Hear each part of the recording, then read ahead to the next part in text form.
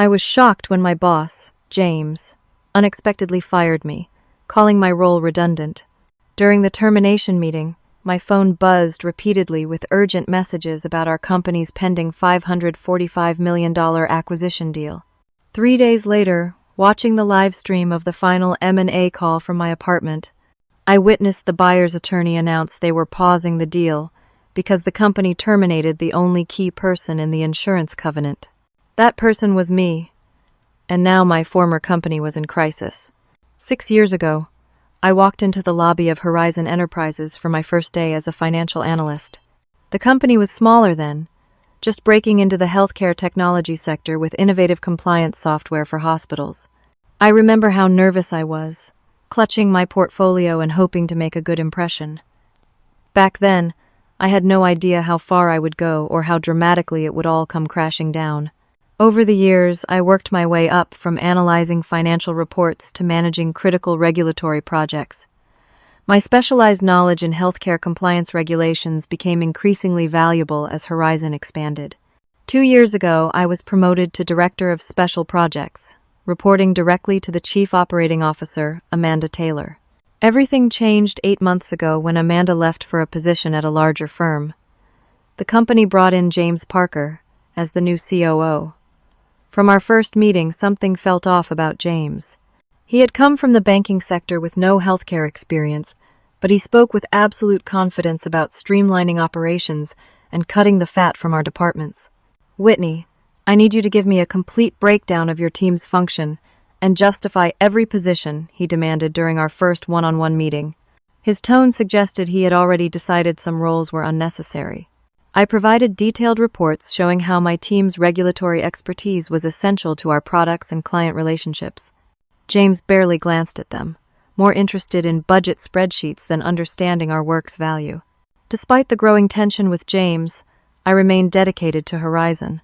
When Meditech Global, a healthcare giant, expressed interest in acquiring us for $545 million, I threw myself into preparing the documentation they requested. The acquisition would transform our company, potentially tripling our market reach and providing resources we desperately needed for expansion. "Whitney, we need the regulatory compliance package completed by Friday," Thomas Freeman, our CEO, told me during a leadership meeting. Meditech's attorneys are particularly concerned about our adherence to the new healthcare data regulations. I worked 80-hour weeks preparing those documents, coordinating with our legal team, and ensuring every detail was perfect. During presentation meetings with Meditech, their executives seemed impressed with my knowledge. "You've done exceptional work here, Richard Dawson," Meditech's CEO told me after one meeting. "Your regulatory framework is exactly what we've been looking for in an acquisition target." I noticed James growing increasingly quiet during these meetings, especially when Meditech executives directed questions to me rather than him. After one particularly successful presentation, James pulled me aside. "Next time, make sure you run everything by me first," he said sharply. "I should be the one leading these discussions." In the following weeks, I began noticing James taking credit for my work. During a board update on the acquisition, he presented my compliance strategy as if it were his creation. When I attempted to add context to his explanation, he cut me off. "I've got this covered, Whitney," he said with a tight smile. My unease grew when James began excluding me from meetings with Meditech. When I asked why, he claimed they were high-level discussions not relevant to my department. Yet colleagues would later mention regulatory questions that had come up, questions only I could properly answer. The final warning sign came when my friend Allison from accounting stopped by my office looking concerned. "Just wanted to see if you're okay," she said hesitantly. "Why wouldn't I be?" I asked. She lowered her voice. "I overheard James on a call with someone from the board. They were discussing organizational restructuring, and your name came up." My stomach dropped. What did they say about me? I couldn't hear everything, but James was arguing that certain roles were redundant now that the acquisition was almost complete. He specifically mentioned special projects. I thanked her for the warning, but still, nothing prepared me for the calendar invitation that appeared in my inbox the next morning. Performance discussion with James Parker and HR. No context, no warning, scheduled for the following day at 9 a.m. That night, I could barely sleep. reviewing my projects and contributions, preparing arguments for my value to the company. Little did I know, the decision had already been made. When I arrived at the glass-walled conference room the next morning, James was already seated alongside Diane from Human Resources. Their expressions told me everything before a word was spoken. "Please, have a seat, Whitney." James gestured to the chair across from them. His voice was artificially formal, lacking any of the casual tone he used with executives. As I sat down, I noticed the manila folder in Diane's hands labeled with my name. My heart raced as I placed my notebook on the table, still clinging to the hope this might be a performance review I could defend against. "Whitney, after careful consideration of the company's current direction and needs, we've determined that your position of Director of Special Projects is redundant," James began, not quite meeting my eyes. "With the organizational streamlining we're implementing ahead of the Meditech acquisition, we're consolidating several departments." The words hit me like a physical blow. "Redundant? James, that doesn't make sense. I'm handling critical regulatory compliance for the Meditech deal right now. The acquisition documents require—" He cut me off with a wave of his hand. "I'm fully capable of overseeing those aspects. We've already discussed the transition plan, and I'll be assuming oversight of your current projects." My phone buzzed in my pocket. Then again, and again. I ignored it, focusing on the surreal conversation. "This is a mistake," I said firmly. "The Meditech team specifically requested my input on compliance issues. Their legal team has been working directly with me on team. The decision has been made, Whitney." James interrupted again, his tone hardening. "This isn't a negotiation." Diane slid the folder toward me. "We're offering a standard severance package of 8 weeks' pay, plus compensation for unused vacation time. Your health benefits will continue through the end of next month." My phone kept buzzing. Something was happening with the acquisition, something important, and I was sitting here being fired. "This is effective immediately?" I asked, struggling to keep my voice steady. "Yes," James replied. "Diane will escort you to collect your personal belongings. We'll need your company ID, laptop, and any other company property before you leave the building." I sat there, momentarily stunned into silence. 6 years of dedication, of working weekends and holidays, of building expertise that had helped secure this acquisition, and it was ending like this in a sterile conference room with a man who'd been at the company less than a year. "Do you have any questions about the severance package?" Diane asked, her voice carrying practiced sympathy. I had 1,000 questions, but none she could answer. "No." As we walked to my office, colleagues stared, quickly averting their eyes when I looked their way. News traveled fast. By the time we reached my door, my phone had buzzed at least 15 more times. "You can take personal items only," Diane reminded me, standing in the doorway as I numbly began emptying my desk. As I was placing framed photos into a cardboard box, I noticed a document partially hidden under a stack of papers on my desk. It wasn't mine, someone had left it there, perhaps accidentally. The heading caught my eye: Department Budget Restructuring Recommendations. While Diane stepped out briefly to speak with a colleague, I quickly scanned the memo. It was from James to the CFO, dated 2 weeks earlier. The highlighted section made my blood run cold. Elimination of the Special Projects Division would result in an immediate department cost reduction of 12%, significantly improving our quarterly profitability metrics ahead of the executive bonus review period. My hands trembled as I continued reading. There was no mention of redundancy or organizational streamlining, just cold calculations showing how terminating my position would improve James's department numbers right before his performance bonus was determined. I quickly took a photo of the document with my phone before Diane returned. As we walked out through the lobby, security badge already deactivated, I felt a strange numbness. The reality hadn't fully hit me yet. 6 years ended in 30 minutes. In my car in the parking garage, I finally checked my phone. 12 missed calls and 23 text messages, most from colleagues on the acquisition team, all with increasing urgency. "Where are you? Meditech legal team asking for you.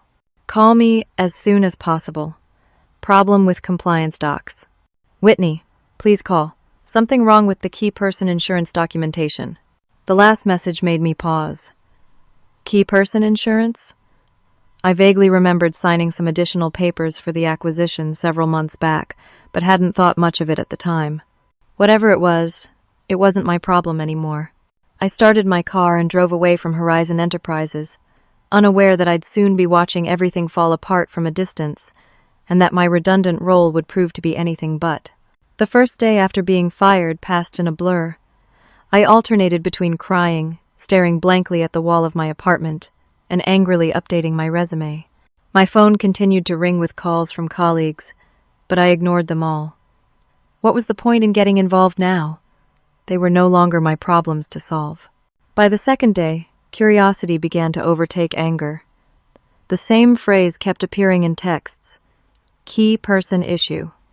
Something significant was happening, and somehow it involved me. When Allison called for the 5th time, I finally answered. Whitney, thank God. Are you okay? Her voice was tense with concern. As okay as someone can be after being unceremoniously fired, I replied. What's going on over there? Why is everyone trying to reach me? It's chaos, she whispered. I can't talk long. Can you meet for coffee tomorrow? Away from the office? We agreed to meet at a small cafe 10 miles from Horizon's headquarters. When I arrived the next morning, Allison was already there, nervously checking her phone. I probably shouldn't be telling you this, she began after I sat down, but everyone thinks what happened to you was wrong, and now the company is paying for it. She explained that after my termination, the Meditech legal team began asking questions about my absence from communications. When told I was no longer with the company, they requested an emergency meeting with Thomas and the board. No one will tell me exactly what happened in that meeting, but Thomas came out looking like he'd seen a ghost, Allison continued. Then legal and HR went into full panic mode, pulling files and reviewing all the acquisition documents. What does this have to do with key person something? I asked. Allison lowered her voice further. Remember those extra insurance documents you signed about 6 months ago for the acquisition? I did have a vague recollection. The company lawyers had brought me a stack of papers, explaining they were standard insurance requirements for the deal. I'd signed them without giving it much thought. Apparently, Meditech required something called a key person insurance covenant as part of the deal, Allison explained. It's some kind of protection, ensuring that specific people critical to the company's value can't leave during the acquisition process. And I was one of these key people? I asked, incredulous. Not one of them, Allison corrected. The only one. According to office gossip, Meditech specifically requested you be named as the key person for regulatory compliance because of your specialized knowledge. The irony was almost too much to bear. While James was calling my role redundant, the very company buying us had deemed me essential enough to make me the sole key person in their insurance requirements. After parting with Allison, I went straight home and began researching. Key Person Insurance Covenant brought up dozens of articles explaining how acquiring companies often require insurance on executives or specialists whose expertise represents significant value. If these individuals leave, the acquiring company can either pause or completely void the acquisition agreement. As I dug deeper into the concept, a call came in from a number I didn't recognize. Against my better judgment, I answered. Whitney Sullivan? A male voice asked. Yes, who's calling? This is Scott Blackwell, corporate counsel at Horizon. His voice had the careful, measured tone lawyers use when navigating difficult situations. I was hoping we might have a hypothetical conversation. Hypothetical? I repeated skeptically. Yes. Say, hypothetically, there was a situation where an employee was named in certain insurance documents relevant to a corporate acquisition. And hypothetically, if that employee's position was eliminated without checking those documents first. Hypothetically, I interrupted, that sounds like the company's problem, not the terminated employee's. There was a pause. Whitney, the situation is more complicated than you might realize. Certain agreements could be in jeopardy. How jeopardized are we talking about? I pressed, suddenly feeling a strange sense of power. Hypothetically, the entire acquisition could be at risk. The $545 million deal that would transform Horizon, the deal I'd worked countless hours to help secure, was now in danger because James had fired me to improve his bonus metrics. That sounds serious, I said carefully. What exactly would you hypothetically need from this employee? We should discuss that in person, Scott replied quickly. Would you be available to come to the office tomorrow? No, I said firmly. I'm not coming back to the office. If Horizon wants to talk to me, it won't be on your turf after you escorted me out with security. After some negotiation, Scott reluctantly agreed to call me the next day with more information. As soon as we hung up, I began searching for an employment attorney. If Horizon was suddenly desperate to talk to me, I needed to understand my position before engaging further. As I scrolled through local law firm websites, another concerning thought occurred to me. I opened my email and checked the acquisition documents I'd wisely emailed to my personal account for weekend review before being terminated. There, in a compliance update sent just yesterday, was my digital signature on documents I'd never seen dated 2 days after I'd been fired. Someone had used my digital signature without authorization. Not just unethical, but potentially illegal. I took screenshots of everything, feeling a cold anger replace the hurt of being dismissed as redundant. The company that had discarded me so easily was now facing a crisis of their own making. And somehow, I, the supposedly redundant employee, held the key to saving or sinking the biggest deal in Horizon's history. The live stream is starting, texted Allison. I positioned my laptop on my kitchen counter and clicked the link she'd sent. Horizon had scheduled a company-wide broadcast of the final acquisition call with Meditech, a celebratory moment marking the culmination of months of work. Instead, I was about to witness something very different. The video opened to show Horizon's executive conference room. Thomas Freeman sat at the center of the table, flanked by board members and senior executives. James sat near Thomas, looking smugly confident. On the large screen at the end of the room, Meditech's leadership team appeared, along with several serious-looking individuals I recognized as their legal counsel. Before we proceed to the final signatures, said Gerald Barnes, Meditech's lead attorney, we need to address a concerning development that's come to our attention. The atmosphere in the room visibly shifted. Thomas leaned forward. What development? All conditions have been met. Gerald adjusted his glasses. We've learned that Whitney Sullivan is no longer employed by Horizon. Is that correct?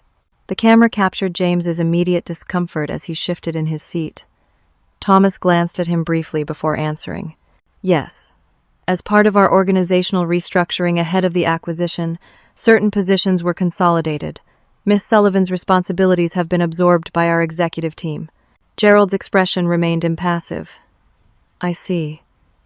Then I regret to inform you that we are pausing the $545 million deal, effective immediately. The room erupted in confused murmurs. Thomas raised his hands for silence, his face flushing red. On what grounds? He demanded. Section 14. Paragraph 3 of our agreement clearly states that the key person identified in the insurance covenant must remain employed by Horizon through the completion of the acquisition and for a minimum of 12 months thereafter. Gerald's voice was calm but firm. You terminated the only key person named in the insurance covenant. The camera caught James's face draining of color as all eyes in the room turned to him. There must be some mistake, Thomas said, desperation edging into his voice. James assured the board that all acquisition requirements were reviewed before any personnel changes. James stammered. The key person insurance. I wasn't aware that Whitney was. There must have been an oversight in the documentation. Richard Dawson, Meditech's CEO, leaned into the camera. This was no minor oversight. We specifically requested Miss Sullivan be named as the key person due to her unique expertise in regulatory compliance expertise that directly impacts 30% of our valuation model. I watched in astonishment as my former colleagues processed this information. The room had gone from celebration ready to crisis mode in seconds. We can resolve this, Thomas insisted. What do you need from us to proceed? At minimum, we need to reassess the entire compliance framework without Miss Sullivan's involvement, Richard replied. That will require additional due diligence, which will take at least 60 days. Alternatively, he left the sentence hanging, but everyone understood the implication. Bring Whitney back, or watch the deal collapse. We'll need to discuss this privately, Thomas said tightly. Can we request a 24-hour pause? The live stream ended abruptly, but the fallout was just beginning. Within an hour, financial news sites were reporting the stalled acquisition. Horizon's stock plummeted 30% as investors panicked. My phone exploded with messages from former colleagues, each revealing more about the chaos unfolding at my former workplace. James is telling everyone you hid your key person status deliberately, wrote one colleague. Thomas is furious, texted another. He's demanding to know why nobody flagged this before you were let go. The most interesting message came from Scott, the company attorney. Need to speak urgently. Company prepared to offer significant compensation for your assistance in resolving situation. I didn't respond immediately. 6 years of dedication had earned me a 30-minute termination meeting. Now that they needed me, I wasn't going to make it easy. Later that afternoon, my doorbell rang unexpectedly. When I opened it, I found Scott standing there, looking harried. "We need to talk," he said without preamble. "About the fraudulent use of my digital signature on compliance documents after my termination?" I asked coldly. His expression confirmed my suspicions. "Who authorized that?" I pressed. "That's part of what we need to discuss," Scott admitted. "The situation has escalated beyond what anyone anticipated. Thomas has requested an emergency meeting with you tomorrow morning." "Where?" "Not at Horizon. The Palmer Hotel downtown. Conference room, neutral ground." He handed me a card with the details. "Whitney, the company's survival may depend on this meeting."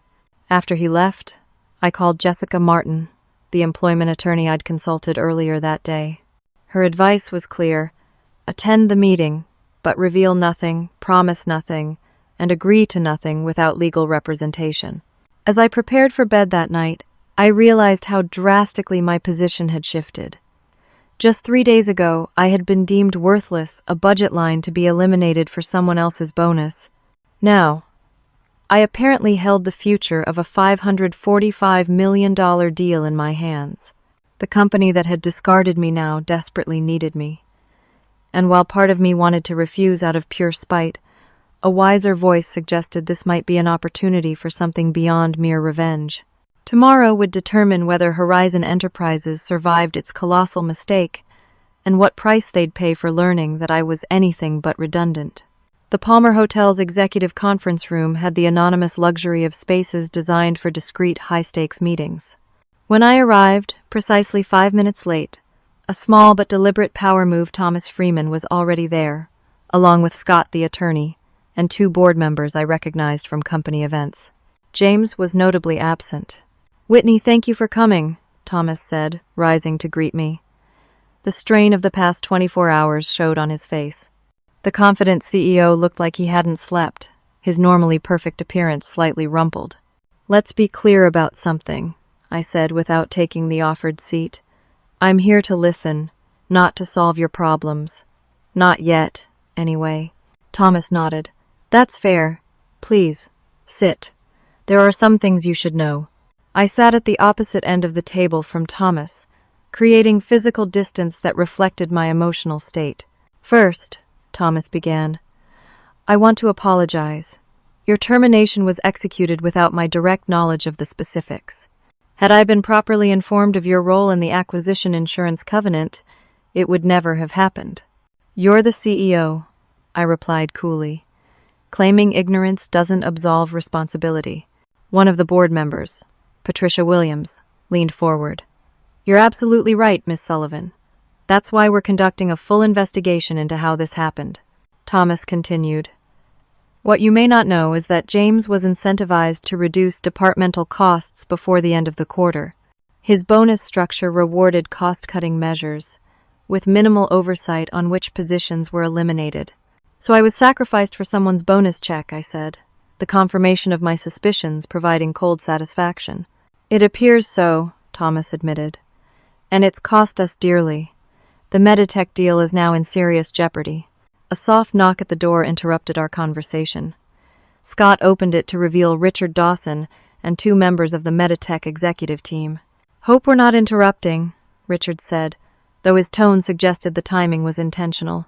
"Whitney, good to see you again." The dynamics in the room shifted immediately. These weren't just Horizon executives groveling for my help. These were the people buying the company, people who had specifically requested I be protected in the deal. After introductions, Richard explained Meditech's position.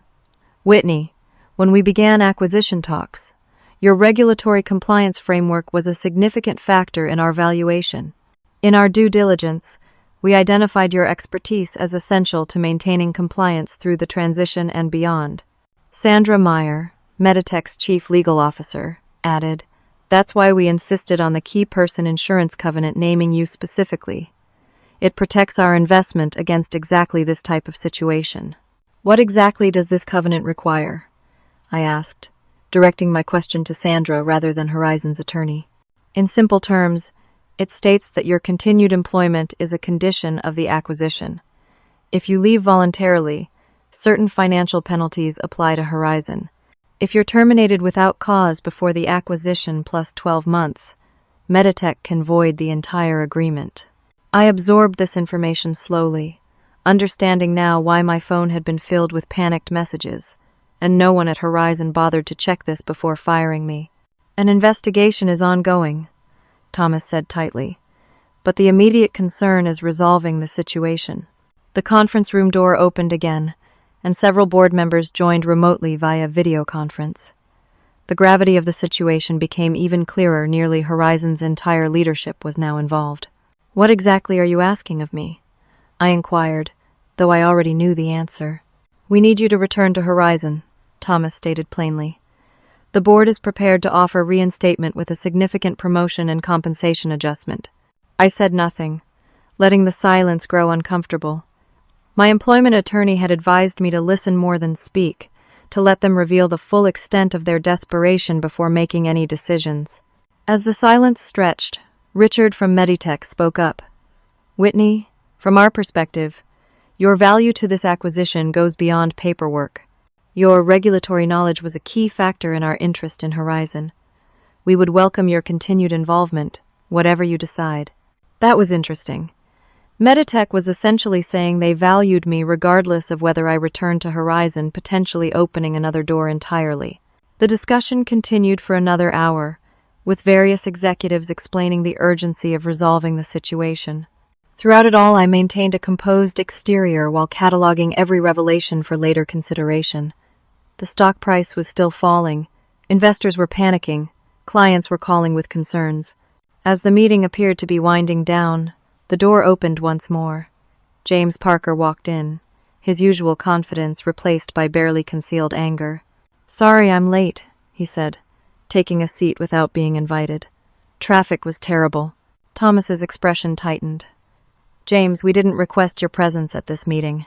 As COO, I think I should be involved in discussions about department structure," James replied defensively. "Especially since we're talking about reversing decisions I made based on organizational needs." I watched this exchange with interest, noticing the subtle shifts in the room's dynamics. Several board members exchanged glances, and Richard from Meditech leaned back with a carefully neutral expression. "While we have everyone here," James continued, looking directly at me, "I think we should address the fundamental issue. Whitney's position was eliminated because her responsibilities could be handled by existing staff. One person shouldn't be able to hold an entire acquisition hostage." Before Thomas could respond, I decided to break my silence. "Would those existing staff include you, James? The same person who used my digital signature on compliance documents after my termination?" "That's fraud, by the way." The room went deadly quiet. Scott, Horizon's attorney, closed his eyes briefly as if in pain. "What evidence do you have of that claim?" James demanded, his voice rising. "Enough to interest the SEC, I imagine," I replied calmly. "Especially when combined with the coincidental timing of your stock sale last week, right before my termination tanked the company's value." I hadn't known about any stock sale, but James's face told me my shot in the dark had hit its target. Someone at the end of the table whispered, "Insider trading?" In that moment, the power in the room shifted decisively. I was no longer the dismissed employee begging for her job back. I was potentially the star witness in a securities fraud case. "I think we need a short break," Thomas announced, shooting a warning look at James. "Whitney, Would you mind stepping out with Scott for a few minutes while we discuss internally? I nodded and followed Scott to a smaller meeting room across the hall. Through the glass wall, I could see the animated discussion continuing, with James gesturing defensively while several board members appeared to be speaking forcefully. "You've certainly created quite a situation," Scott commented, his lawyer's composure slightly cracked. "I didn't create anything," I replied. "I'm just the person who was wrongfully terminated." 20 minutes later, Thomas joined us, without James. His expression had shifted from strained to resolute. "Whitney, the board has authorized me to discuss terms for your return," he began. "We're prepared to create a new position, Chief Compliance Officer, reporting directly to me, with a seat on the executive committee." It was more than I had expected, but after everything I'd learned, I knew my leverage extended further. And James? Thomas's jaw tightened. "James's future with the company is being evaluated separately. I can tell you he will no longer have any authority over your position or department." I nodded slowly. "I'll need time to consider, and I'll want the offer in writing for my attorney to review." As I gathered my things to leave, Richard from Meditech approached. "Whitney, regardless of what happens with Horizon, I'd like you to know that Meditech recognizes your value. We have options too, if you're interested." Leaving the hotel, I felt a strange mixture of vindication and caution. In less than a week, I'd gone from being deemed redundant to being courted by 2 companies. The power had shifted dramatically, but I needed to be strategic about what came next. Justice was within reach, but I needed to ensure it was justice on my terms. The following morning, I met with Jessica Martin, my employment attorney, at her downtown office. She reviewed the written offer Horizon had sent overnight. "This is substantial," she remarked, eyebrows raised. "Chief Compliance Officer, Executive Committee seat, signing bonus, equity package. They're clearly desperate." "Is it fair?" I asked. After years of working for less than my male colleagues, I wanted to ensure I wasn't undervaluing myself again. "It's a good starting point," Jessica replied. "But given what we know about the situation, we can push for more." She outlined several counterproposals, including additional equity vesting guarantees and protection clauses to prevent future retaliation. We spent 3 hours crafting a comprehensive counteroffer. By the time we finished, I felt confident and prepared for whatever came next. That afternoon, I received a call from Thomas. "The board has reviewed your counteroffer and agreed to most terms. We'd like to finalize everything tomorrow morning, with Meditech representatives present. Can you come to the office at 9? I hesitated. "The office where I was escorted out by security less than a week ago?" Thomas sighed. "I understand your reluctance. What would make you comfortable?" "I'll come," I said after a moment's consideration, "but with Jessica Martin accompanying me, and I want the meeting in the main boardroom, not tucked away in some side conference room. If I'm rejoining as an executive, I want it clear to everyone from the start." The next morning felt surreal as I walked through Horizon's lobby, visitor badge clipped to my blazer since my employee credentials had been deactivated. Jessica walked beside me, projecting the confident aura that came with her $300 per hour rate. The receptionist's eyes widened upon seeing me. "Miss Sullivan, they're waiting for you in the boardroom." As we rode the elevator to the executive floor, Jessica gave my arm a reassuring squeeze. "Remember, you hold the power in this negotiation. Don't let them rush you or pressure you into immediate decisions." The boardroom was packed when we entered. The full board of directors sat along one side of the massive table. Thomas and several executives occupied the other side, with Meditech representatives, including Richard Dawson, positioned at the far end. James sat alone near the door, his body language tense and defensive. "Whitney, thank you for joining us," Thomas began formally. "We've reviewed your counterproposal and are prepared to proceed with the terms as amended." For the next hour, we methodically worked through the agreement details. My role would be expanded beyond traditional compliance to include oversight of regulatory strategy. My compensation would include equity that vested on an accelerated schedule. My team would be granted additional resources and headcount.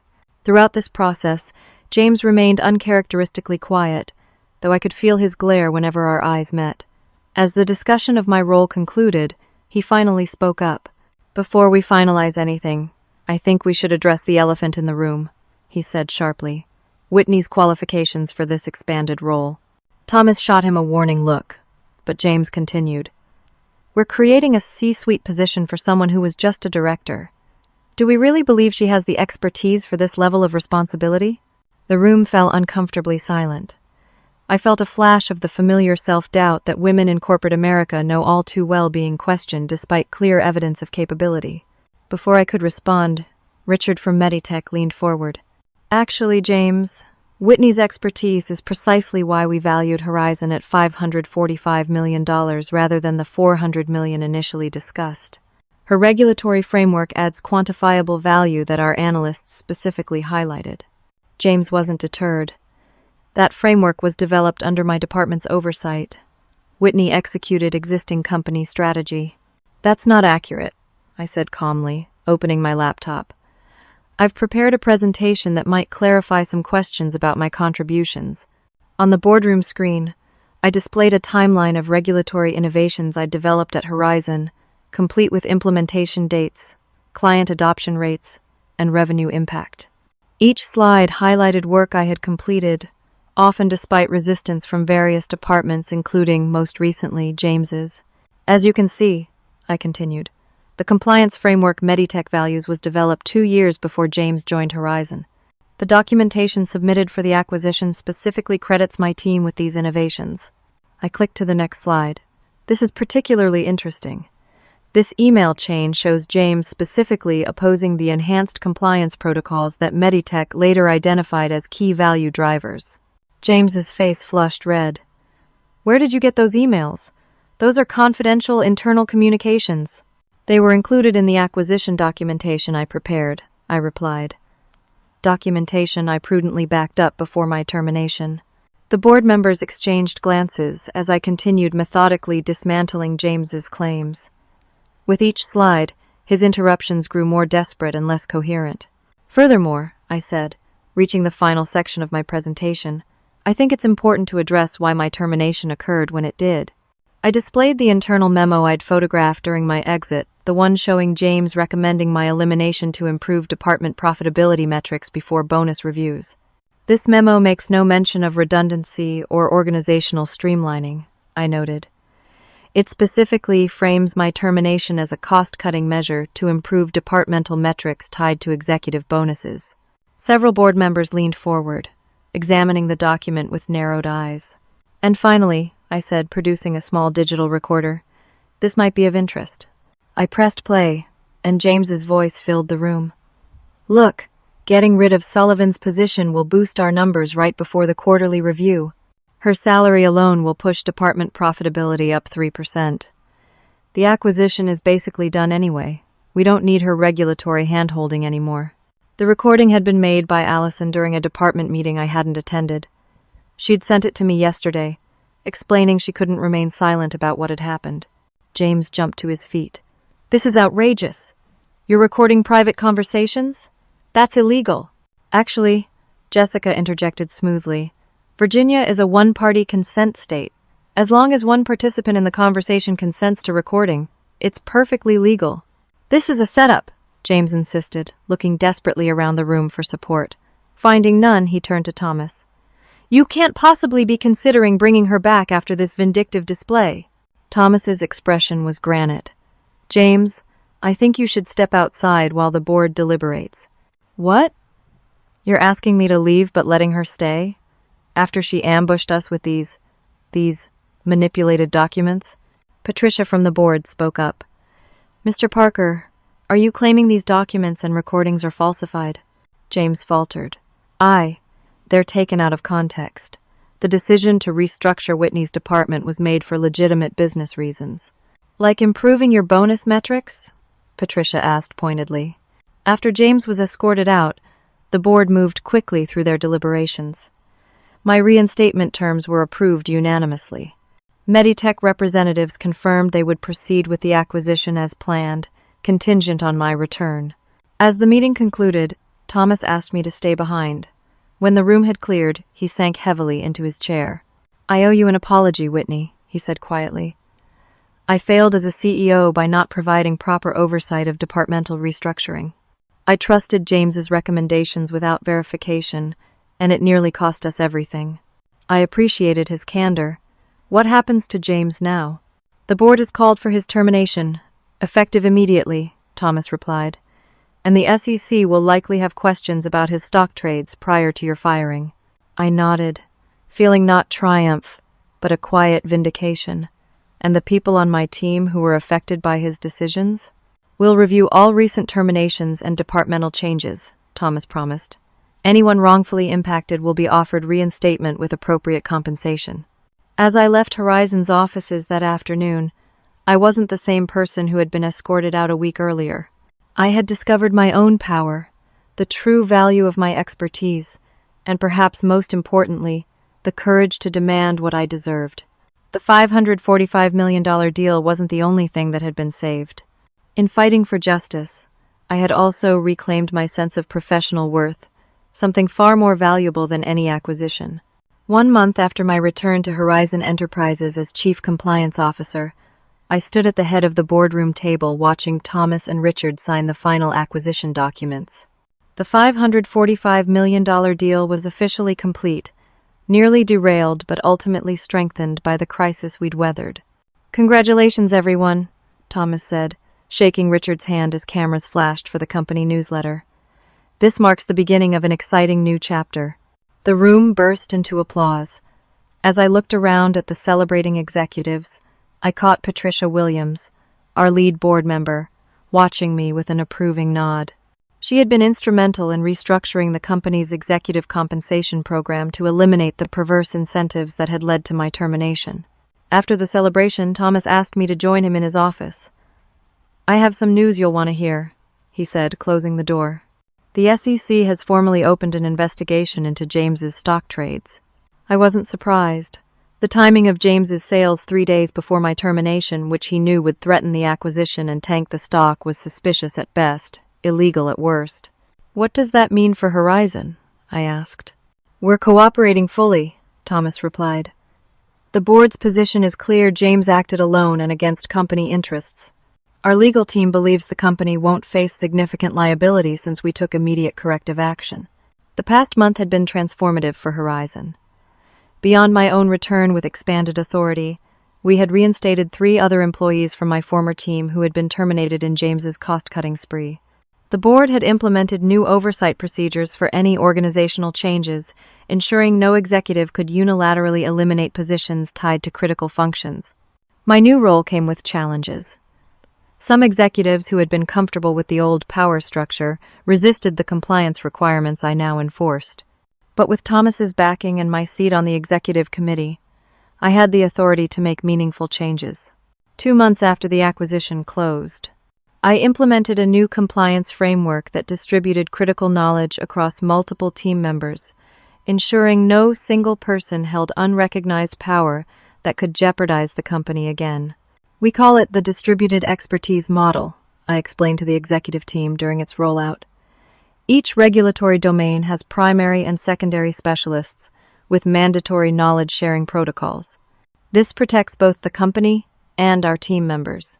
Richard from Meditech, who now served on our expanded board, was particularly supportive. This approach not only reduces risk, but also creates career development opportunities. It's exactly the kind of innovation we hope to gain from this acquisition. The changes weren't just structural. Horizon's culture began to shift away from cost-cutting toward recognizing and developing talent.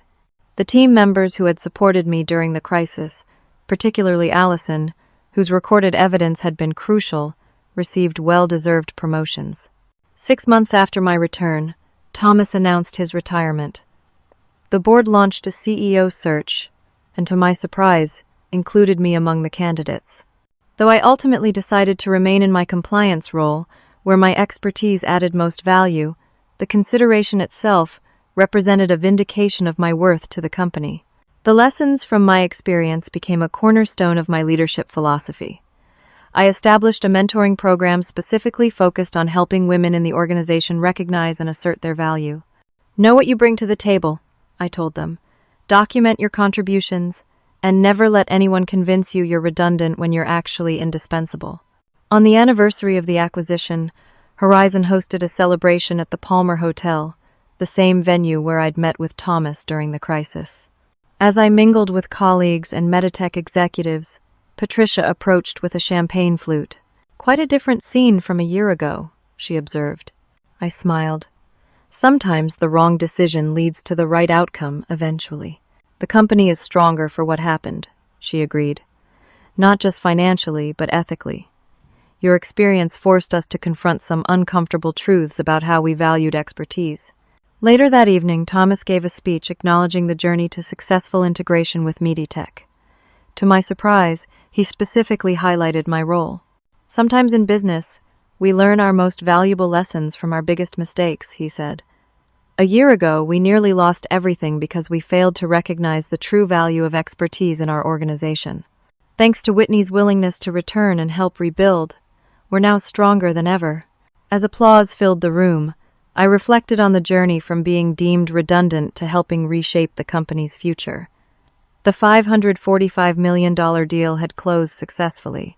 James was facing securities charges, and I had found a voice and power I hadn't known I possessed. The most valuable lesson wasn't about corporate acquisitions or regulatory compliance. It was about knowing your worth and standing firm in the face of injustice. It was about having the courage to fight back when undervalued, and the wisdom to create positive change when given the opportunity. 1 year after being fired, I wasn't just back at the company, I was helping transform it into an organization that truly valued expertise and treated people with the respect they deserved. That transformation, more than any financial deal, was the real victory. Have you ever been in a situation where you felt undervalued, only to discover your true worth later? How did you handle it? I'd love to hear your stories in the comments below. If this journey of standing up for your value resonated with you, please like, subscribe, and share with anyone who might need a reminder of their own irreplaceable worth. Thank you for joining me on this journey. And remember, sometimes being fired is just the beginning of discovering how irreplaceable you truly are.